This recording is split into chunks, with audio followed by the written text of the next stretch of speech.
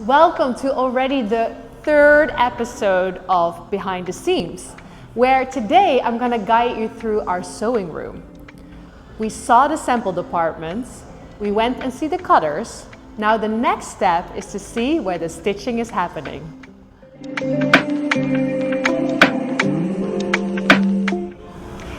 The sewing department converts fabrics into clothes, and that's what you see here in this room. Here we use special sewing machines and different sewing techniques. Did you know that there are 35 different kinds of sewing techniques and that these craftsmen use all of them? Some have different speed levels, some have different foot pressure, but everything to make your garment top-notch.